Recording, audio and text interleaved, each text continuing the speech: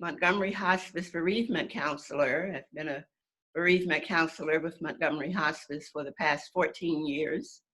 I serve as a Sunday morning chaplain for a retirement, military retirement facility. I do some blogging and done one podcast, and I do some writing as well. And I find the work that I do as a counselor to be very rewarding and fulfilling. And thank you for the opportunity to be here with you this morning. Great. And Terry? Good morning, everyone. My name is Terry James Taylor, and I've been with Montgomery and Prince George's Hospice now for almost 20 years, but I've been doing hospice work for close to 30 years. I'm the director of community outreach for both Prince George's Hospice and Montgomery Hospice. I just want to take the time to, first of all, thank Steve for all the technical work that you're doing for us today. And I also would like to thank Darlene for allowing us the opportunity to come and be with everybody today.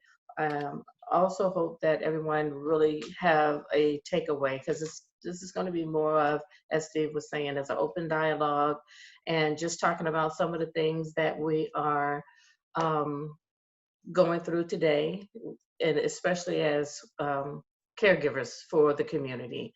So without saying anything else, I guess we'll just get started. Ms. Martin? That's great. It's great to have the two of you. And just before you get started, I'm gonna two more reminders to the audience. Is number one, any questions are open season, and you can type those in the Q&A box. And then when we pause, you can also raise your hand. And then again, just a reminder to everybody, when you're posting in chat, use the all panelists and attendee drop down. So guys, I'm gonna just drop behind the curtain, but if a question comes in, I may pop back on again and share it with you. Okay, thank you. Thank you. You bet. So, okay, self-care for the caregiver. I was thinking that I would see faces this morning, because my first question was going to be a show of hands as to what you're doing to take care of yourself. Actually, I hate to jump in, Maud, but you guys gave me a question that I can put on the screen. It's how many of you are comfortable providing care to clients during this pandemic? But I can add another question if you'd like. Yeah, before we get to that question, I would be curious as to what and how people are taking care of themselves. Okay. But is it possible for those who are comfortable to show their faces? So because the type of interaction that we're doing today, I think it would be helpful if people were comfortable.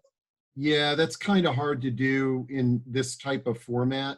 Here's what I would say to this, to Maud's question, because it's open-ended. If folks can share their response if they feel comfortable in chat, that's probably the best way to answer this one. Okay, very well. Okay, so Terry, you'll keep up with the chats.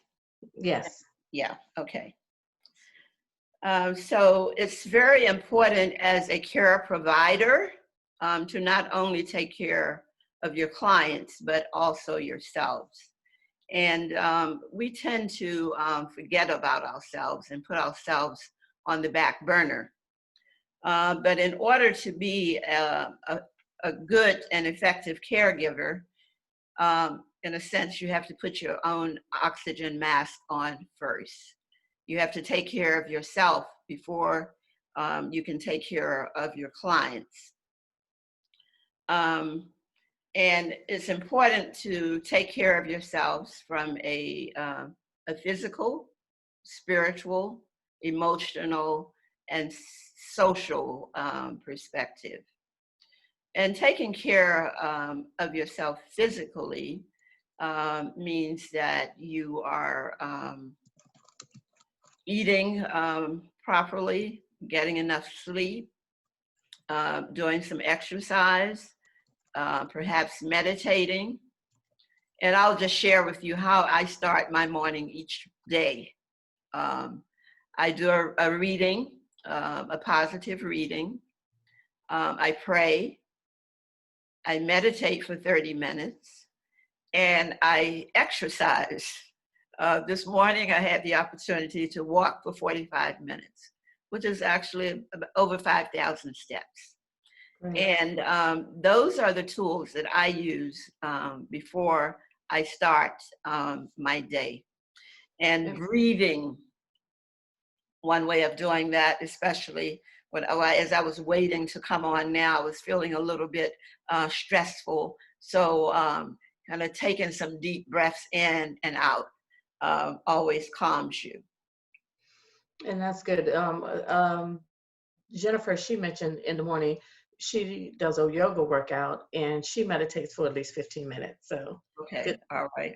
Okay, thank you. It's important to have an emotional balance between caring for your clients and caring for yourself. And you are the role model, in a sense, for your clients. I saw from the little description that I received that you care for your providers for clients who have health issues and other kinds of situations. So you are in a position to be the model for those that you serve. As a nation, we are consumed by stress and stress related mental health issues. Over these past few months, we've been in the midst of 2 pandemics, the COVID-19, as well as the racial injustices. And people are in a space of unrest, anxiety, and a lot of other feelings. And in order to be able to function and continue to do your work, in your case, providing service to your clients, you have to be in ultimate health position yourself. I've read recently that in the midst of these 2 pandemics, that people of color, African Americans and others, the need for mental health has escalated about 10% over these last few months. And people are uncertain as to what to do with those feelings and emotions. I am a big one for advocating for having a professional to talk to, having a professional counselor or having some people in your life that you are able to talk to when you're having a rough day. If you don't engage in good self-care, you run the risk of experiencing burnout, and that's feeling exhausted, being short-tempered, impatient, and all of those kinds of kind of feelings and emotions will get displayed to your clients and those that you work with. So self-care is very important. Caring for yourself is not an option, it's required. And there is, I'm not sure how this part works, because there was a handout that was sent to Steve that could perhaps be displayed. I can display it, but I emailed it to all the. Oh, okay, very well. Okay, great. Thank you. So caring for yourself is not an option, it's required. And there's a whole list here. Learn to love yourself at least as well as you love the one you care, as well as the one that you're caring for. Take a little time each day and a big chunk of time once a week to be deliberate about engaging in self-care. And oftentimes people, when you say self-care, people think that means, you know, getting your nails done or getting a pedicure or getting a massage, which are nice things to do for self-care. But self-care goes much deeper than that. As I mentioned earlier, it's a self-care is taking care of ourselves from the physical, spiritual, and emotional perspective. Give yourself real relaxing moments through meditation, relaxation, music. Learn stress reducing techniques and use them. And if you are currently using some stress reducing techniques, put those in the chat box. Recognize your own self-worth. Recognize your own needs and limitations. When you're having a rough day with a client, and say, you know, you have 5 clients that you're going to provide care for on any given day. And one of those clients may, the time required to be with them is double the amount of time that you had planned. Allow yourself to kind of give yourself some slack, recognize that you can't do everything that you have on the calendar for today, and make adjustments as you go along. And your body will be grateful and appreciate that. And Ms. Broad, I'd like to ask the audience a question right now, since you're talking about the client piece of it. I'd like to ask the audience, what are some of the things you're finding more difficult regarding your job right now that that could be difficult during this time of the pandemic and working with clients? If somebody could just share with us some of the things that they may be struggling with right now regarding having any type of difficulties doing your job with the pandemic going on and being able to serve. And I would also add, if you'd rather verbally express, you can raise your hand and we'll bring you on. We'll bring your voice on instead of typing.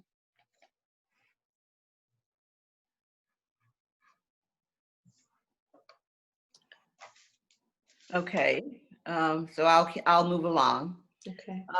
Drop the need to be responsible for everyone else's happiness and well-being. Put yourself on that calendar. Learn to conserve vital energy and use it where you choose. I know that for me, I tend to be a morning person, and I have more energy in the morning.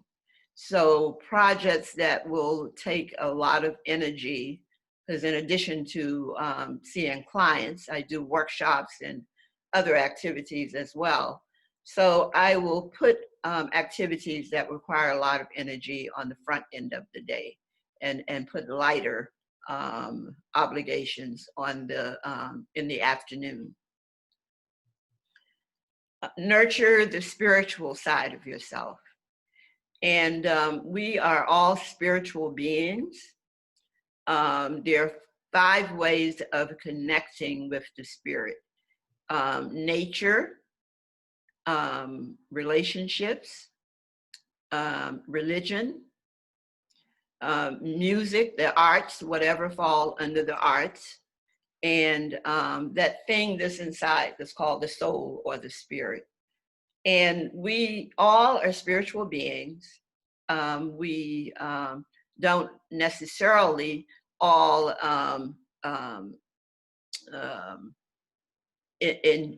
enjoy spirituality in all 5 of those ways that I mentioned.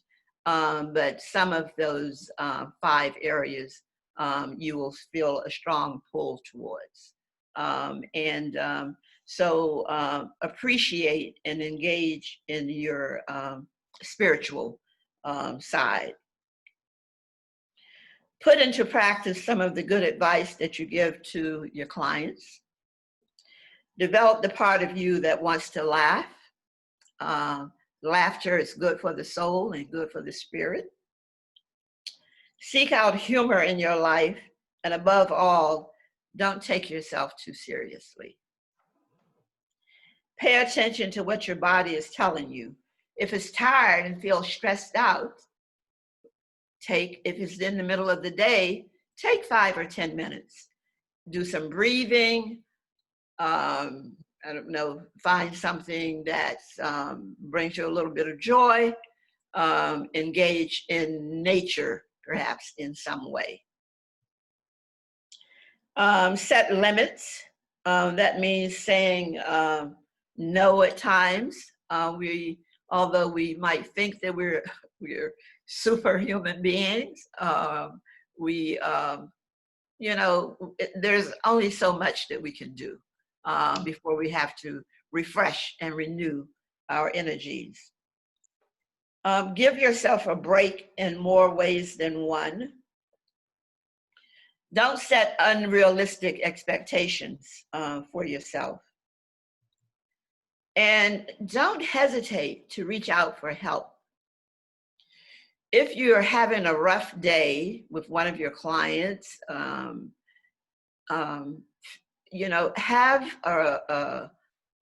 some resource people that you're able to call and talk about what's going on. Because being a service provider and caring for others can be overwhelming at times and challenging. So have people that you are able to connect to and talk with.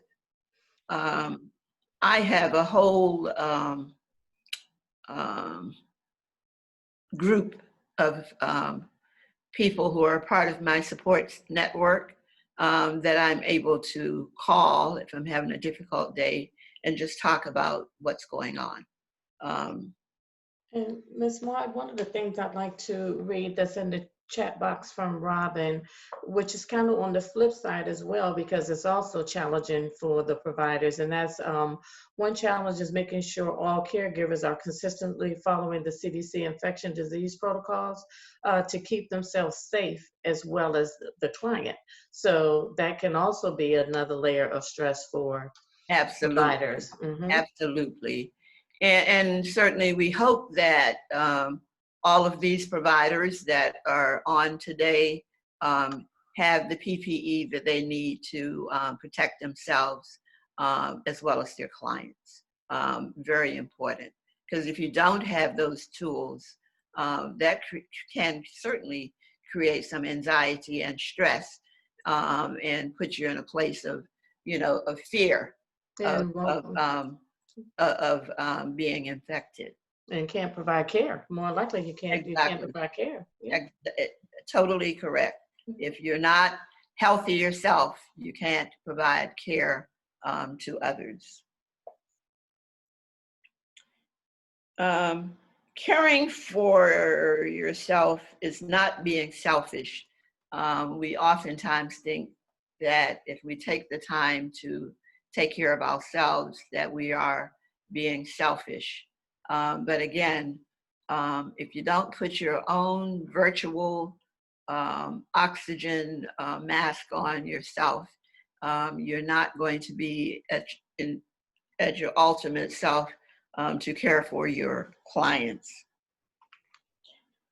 Follow your gut. If something doesn't feel right, if it feels lighter, freer, or easy, if something doesn't feel right, acknowledge that. Pay attention to what's going on, what you're feeling on the inside.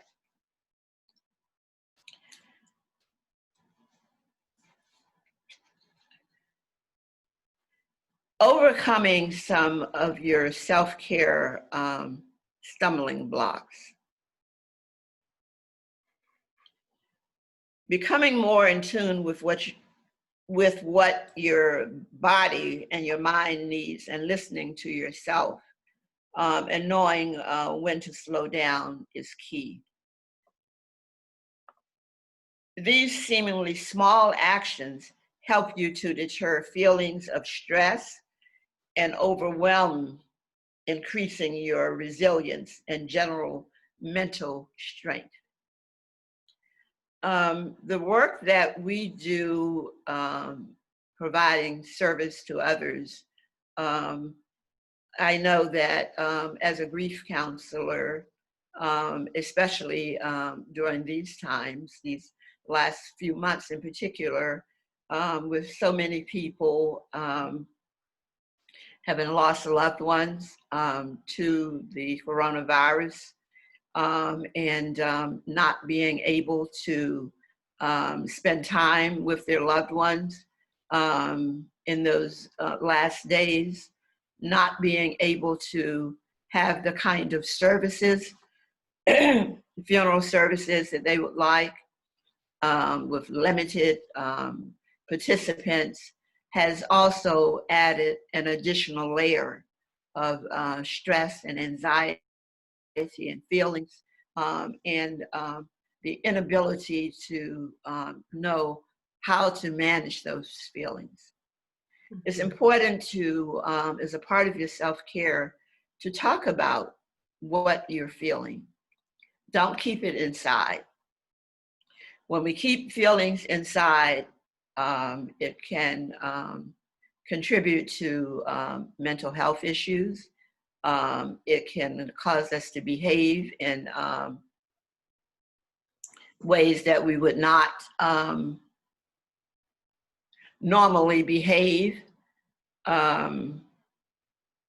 It can affect our health, hypertension, diabetes, heart disease.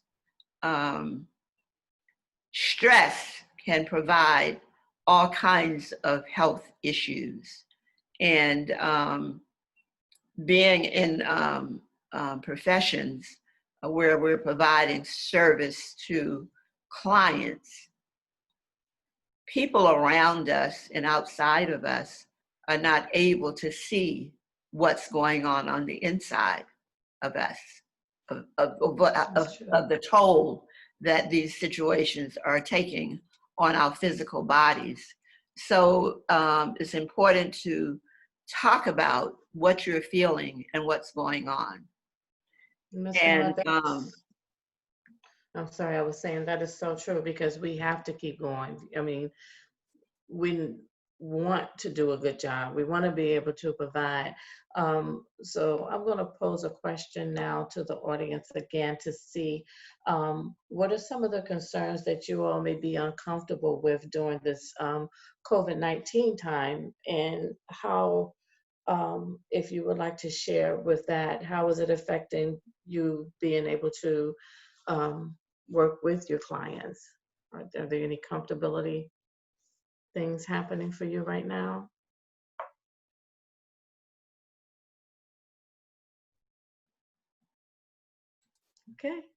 Okay. Yeah, and again, folks, you can raise your hand if you'd like to share verbally.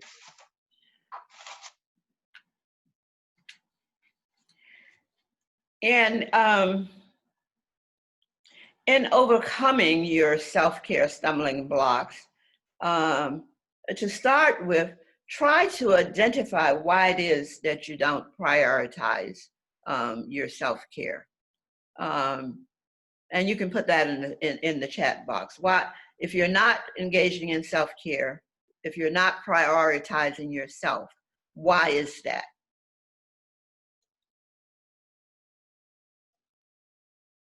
The term selfish has been tarred with negativity, and we instead put everyone else's needs ahead of our own. And this can be especially true for those of us who are in the helping profession. If you don't stop to look after yourself, your health will inevitably suffer. And if this continues, if you don't stop to rest, you will eventually need support and care from someone else.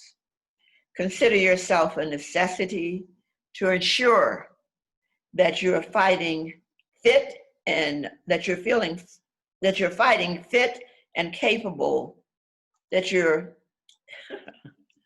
feeling fit and capable of supporting others.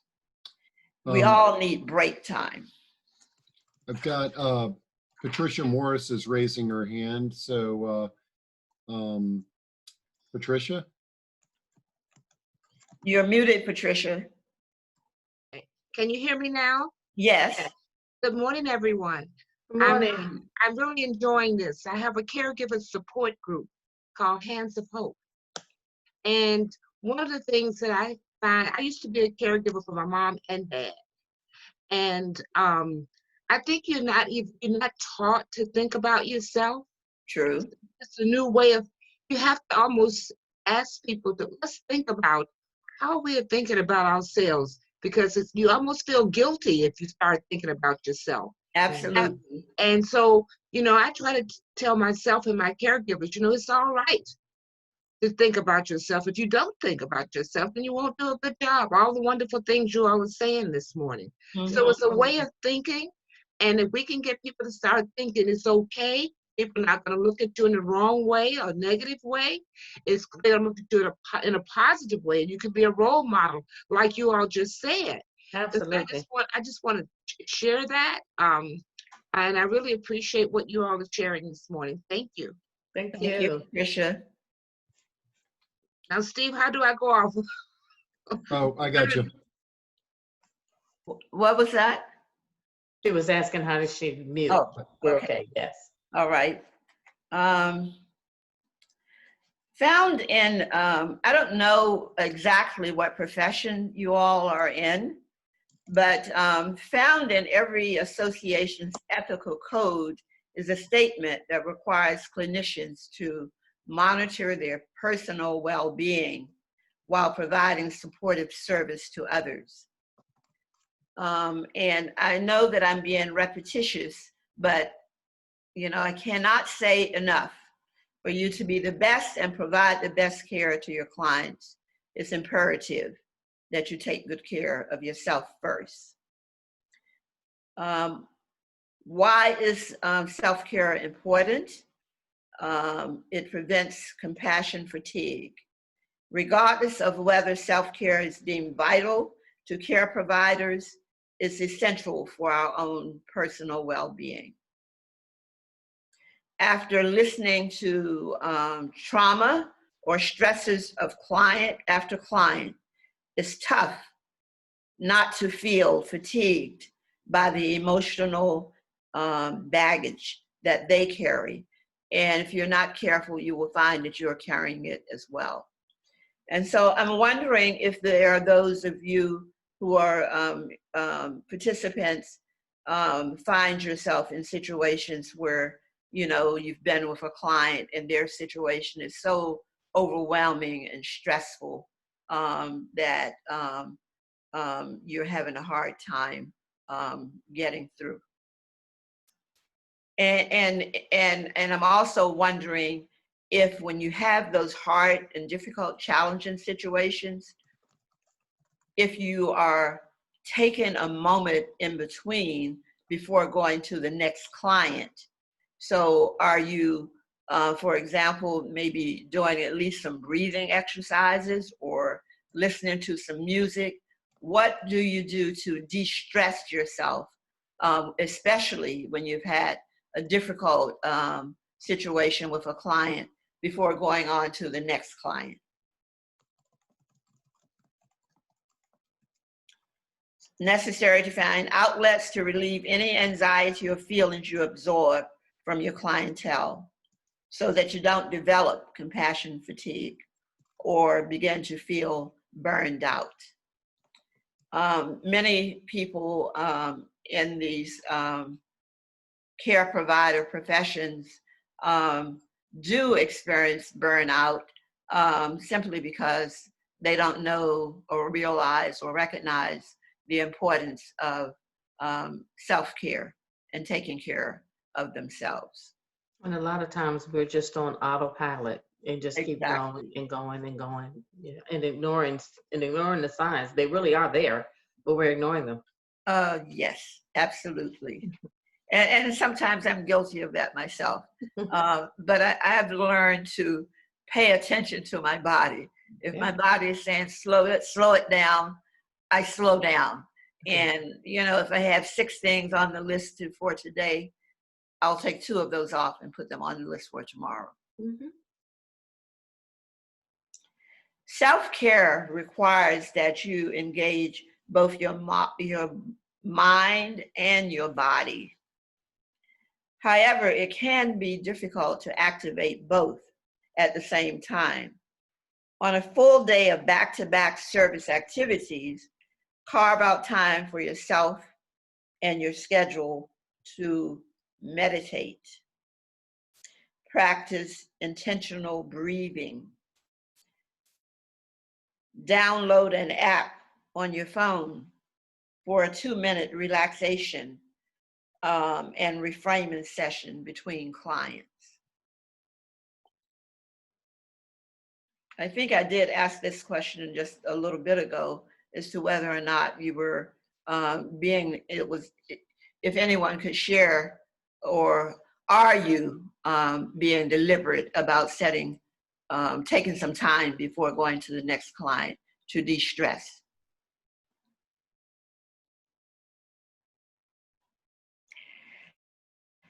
And for the times that you've had a really stressful situation, a minute or 2 is not going to be enough.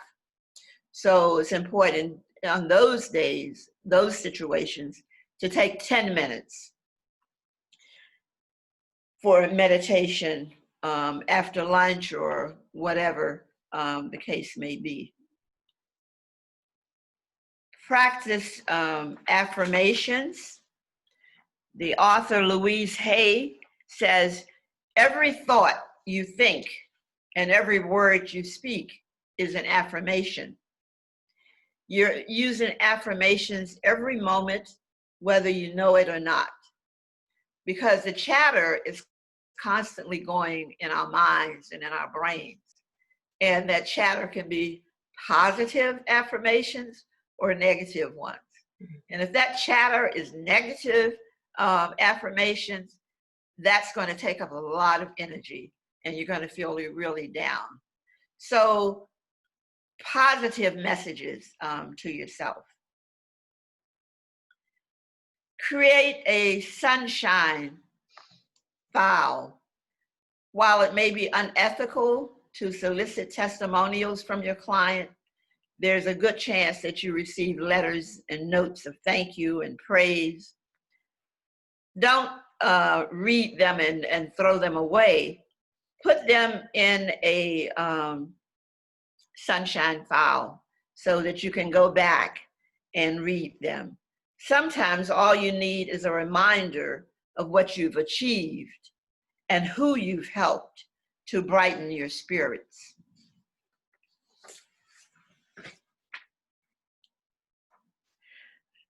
The psychological component of self-care entails seeking professional counseling to share the same benefits of counseling that we are providing to our clients.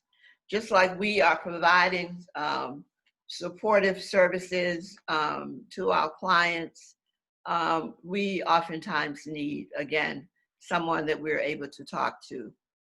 If you're talking to friends or family, it's good to have someone you can talk to that's just gonna listen and not give you advice, because we don't always need advice when we're going through a difficult day. We just need somebody to listen to. Absolutely, yes. That and being present, and that's something that we really practice. And Miss Maud, I'd like to read from Jocelyn. She said, being a caregiver can become overwhelming at times because I love what I do. I often forget to take care of myself and my needs. Most of the time, my needs aren't met due to me trying to take care of everyone else. while this pandemic has been devastating to many of us, it has afforded me the time to take care of myself, something I have never had the time to do. And it has given me more time to meditate. Self-care is a must and is very important, all caps. And she also said, thank you for sharing.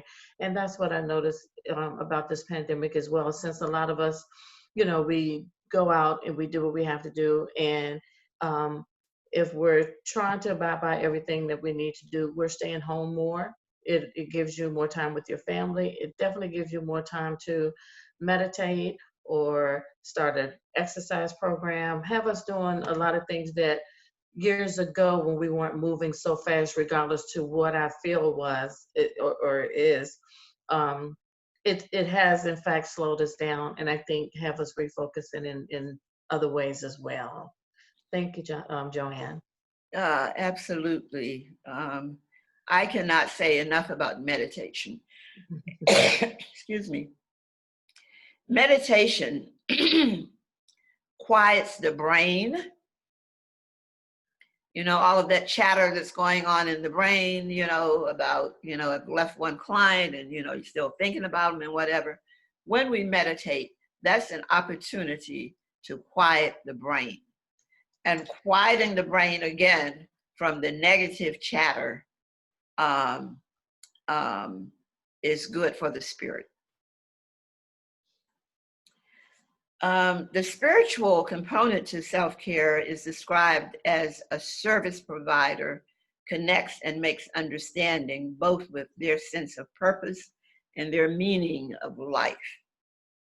Spirituality has been found to not only promote quality of life, but also a sense of self-awareness. The support component of self-care includes interactions with relationships that are developed from both personal and professional support. So hopefully you all have not only friends and family that you're able to talk to, but you have other professionals in your field that you are able to interact with and connect with, and just have some connectivity. And that's very important because it has been a lot of isolations going on right now. I have another person, Susan. She says she has a lot of positive affirmations and scriptures all throughout her house, but sometimes she forgets to read them. But when she's having one of those days, she's quickly reminded to read them. Okay. Was that Susan, did you say? Yes. Okay, so Susan, in addition to have those messages posted around your house, you might also want to post I am a priority. So look at that frequently, because we don't, many of us, realize and recognize that we are a priority, and if we don't take care of ourselves, nobody else is going to do it for us. If we're going to continue in the line of work of being service providers to others, we have to take care of ourselves. Now, as a part of the description that I received, there was mention that many of you, are that you were wanting to talk some about some bereavement issues. So if that's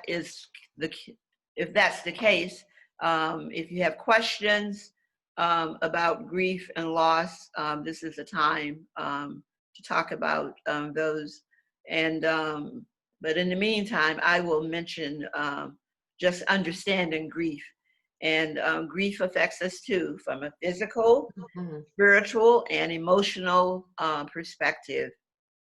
When we're grieving, and we're grieving, many people are grieving during this period that we're in now, not only relative to having lost loved ones, but having experienced other losses, loss of employment, loss of housing, less income, there are just a whole host of issues that people are grieving. And so from an emotional perspective with grief, grief affects us in these ways, some of these ways: numbness, shock, sadness, depression, hopelessness, feeling a sense of despair, anger about what's going on. And we're in an environment now where we're totally powerless. We're powerless over this pandemic, the COVID-19 in particular. We don't know when it's going to end. And so we are powerless. And it's important to find some measure of hope in something. I am one who believes that nothing happens in God's world by mistake. And this is a opportunity that we're in the midst of this pandemic, where we can slow down and, be deliberate about caring for ourselves. Grief, just like the self-care for professionals providing service, when you're grieving is important. Self-care is very important as well. Some people may be feeling lost with no map for how to live, feeling guilty or angry, disbelief and shock, confusion, inability to concentrate is a big one. Mood changes, crying at unexpected times, need to be polite and not mention the loss around others. Physically, maybe experiencing some sleep disturbances. And sleep is very important. If we don't get enough sleep, it impacts us in a lot of different ways. We can't function at our ultimate selves. We become irritable. And if you're if you've reached elderhood, which means you're 60 or above, lack of sleep can contribute to falls. And the suggested amount of sleep is somewhere between 7 and 9 hours. You might be able to get by a few days, on 4 or 5 hours, but as you get to the third or fourth day, it's going to catch up with you. If you're grieving, the immune system is impacted, so it can be easier to get sick yourself. So again, self-care, very important. Appetite decreases or increases, absent-mindedness, having dreams, assuming mannerisms or traits of the deceased. And let me just ask the question, have any of you lost loved ones during this pandemic?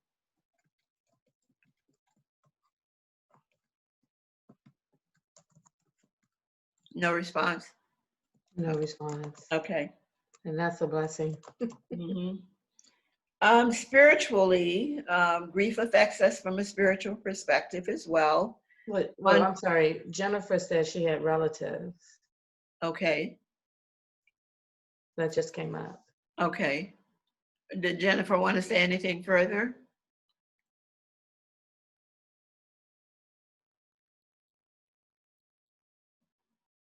And she said, no one that I was caring for. No, they had it, but they died, thank God. I had a friend that passed from it, Susan Felton. Okay. And it doesn't have to be to experience grief. You don't have to be a caregiver or a care provider to experience grief. I mean, the grief can be a friend or someone you know. So grief is not just related to when someone in your home or someone that you're caring for. And Miss Maud, I'm not sure. Please forgive me if I'm not pronouncing it right. The person name I think is Wee. She lost her mother, and our condolences to you. Absolutely, absolutely. And so what was her name? I think Oh, it's pronounced Wei. okay. It's important for you to know that, again, that grief affects us and emotionally, physically, and spiritually. And I think this handout was emailed, I believe, or sent to the participants. Yes, he said that they Okay. sent it to the participants. Okay. Mhm. So pay attention to that list in your efforts to understand grief. And if you're grieving or a client is grieving, it's important to communicate the significance of being patient and gentle with yourself when you're grieving. Grief is a process. Um, Many people think, a person dies and you go to the funeral and you should be over it. Grief is a process and it takes time. And the grief journey is unique to each individual. Everybody, you might be grieving, a whole family might be grieving the death of a loved one, but each person would have had a different relationship with the loved one, and so the grief will be different. So don't judge others because they're not grieving in the same way that you are, and don't allow someone else to tell you how it is that you should be grieving, because everybody's grief journey is unique to them. Mhm. And Ms. Maud, a lot of times too, when we're grieving, you may want to talk a little bit about how sometimes people think that you should be past um, the grieving process, or why is it taking you so long, and different things like that that we hear a lot about. Well, oftentimes um, people say inappropriate things, make inappropriate comments to people who are grieving. There is no timetable on grief. Um, if you had a especially a very loving relationship with your loved one, your grief is going to be maybe intense. As a bereavement counselor for Montgomery Hospice / Prince George's Hospice, we provide support to our families for a year. And the reason for that is to support them in getting through all of the firsts that will occur during the initial year. The birthdays, whatever the holidays, whatever the special days are. Because oftentimes when those days roll around, you might experience what we refer to as a trigger. And say your mother has died and Mother's Day come, and you find yourself filled with emotions. That's a trigger. That's a day that you're accustomed to your mother being physically there and she's no longer there. And all of those emotions that you felt when she died may resurface. And so grief is up and down. It's not a straight line. Are there any questions or comments? Wing is saying, so true. Grief is exhausting, and she finds herself sleeping a lot. Yes, grief does take a lot of energy and does cause fatigue. So pay attention to your body. Know that you're not your ultimate self. The body knows when you're grieving, and grief affects us physically, spiritually, and emotionally. So it's pretty common to hear that one does not have any energy, around grief. So know that you're not at your ultimate self, and allow yourself to get some extra rest. Thank you, Ms. Maud.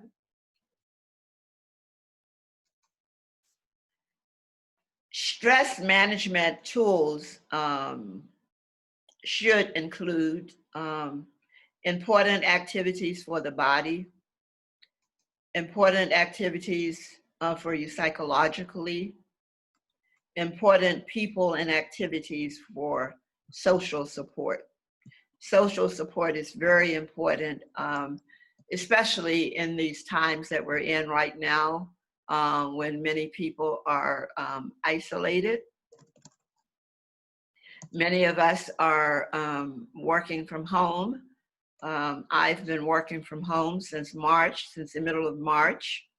I'm not feeling isolated, but I talk to a lot of people who are feeling very isolated.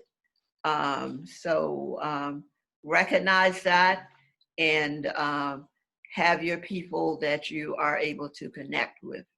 And the blessing for the time that we live in today is this technology. Maybe we cannot physically touch the loved ones, but we have technology. We have FaceTime, we have Zoom, and other technology wherein we can see our loved ones face to face. Yeah, that is helpful. Very helpful to have, and to be able to do what we're doing right now, still continue to be able to educate the community and the faith-based communities, and have meetings so we can still do our work. Yes. I guess stress busters that work. I've said some of this already. Meditation soothes the mind, the body, and the emotions. Massage calms the mind and body. Exercises increases the endorphins. Social support from family and friends, faith communities, pets, coaches, teachers, clubs, etc. So again, as we kind of wind down, I would be interested to know what are some of the ways going forward. Name, if you could just say one thing that you're going to do to take care of yourself going forward, especially for those who do not have not up to this point had a self-care practice in place. Hopefully, if you didn't have one in place, you are not doing anything. When you leave this workshop this morning, you will identify at least one thing that you're going to do for yourself, and that you're going to make yourself a priority. Yeah, and this is a great time for folks, if you just want to raise your hand and sort of verbally share any thoughts on this topic, that would be great. Okay, and we've got Mary, it looks like, Mary Freeman. So unmute yourself, Mary. I'm going to add to my vision board. I am a priority. Yes. All right. Yes. Wonderful. Bree says she's going to take a walk in the park. Okay. Any others? Yes, this is from Darlene. She was thanking us and wanted to know if we have caregiver support groups, and yes, we do. And I can share with her offline some of the things that we offer. Yeah, and I will, I'll give you the emails of the attendees if you want Great. to Okay. follow Yes. up with anything. Yes, And please. actually, I when I sent everybody the handout, you guys can easily reach out to Maud and Terry directly as well, because you've got their email. And Joanne, she said, I've been working home since March. Oh, like most of us. Wow, that's a long time to be working at home. And it can be depressing at times for some people. Going to work was my outlet. Time away from my children and time to myself. While I love my children and husband dearly, I enjoy having the time to just be myself. Joanne, without having to wear my many hats. Mhm. I promised myself to make more time for me and not feel bad about it. That's right.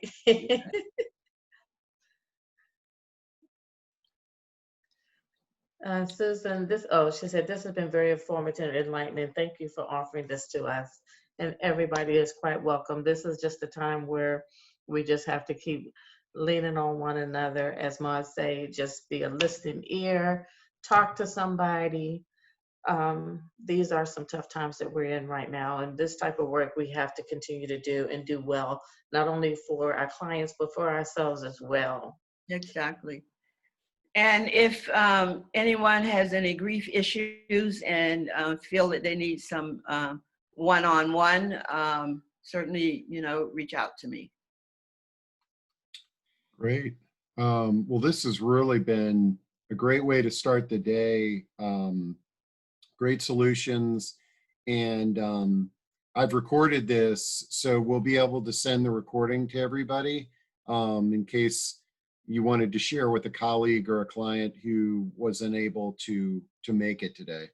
That's good. Thank you, Steve. Yeah. Thank you for doing that. So Steve, how does this kind of recording work? I mean, how are you able to, I don't know, connect? I've not done the, done a recording from a Zoom presentation before. Oh, it's really easy. I'll within the next half hour, I'll be able to upload it to YouTube, and then you can just share the link. Oh, okay. All right. Well, So I'll thank get you. that. I'll get that to you. A lesson for me today. Thank you. Yep. Oh, let's see. I may have missed it, but how do we reach Miss Hudson? Here, what I'm going to do before we leave, I'm going to just cut and paste your emails into the chat box. So that'll make it easy for everybody. And Steve, could you indicate for groups or workshops like this to contact me? And when it comes to the bereavement pieces, contact Ms. Maud, or Ms. Maud, you can share with me, or however you want that to go directly, straight Sure. directly to you, but any education or workshops like this to You- contact myself. Yeah, you bet. Okay. Okay. So Thank you. I've put the contact information into chat, and Okay. so thanks to everybody for attending, and we'll see you at the next PGSPN event. All right. Okay, thank you So all very thank you much, all. and enjoy your day. Yes, absolutely. All right.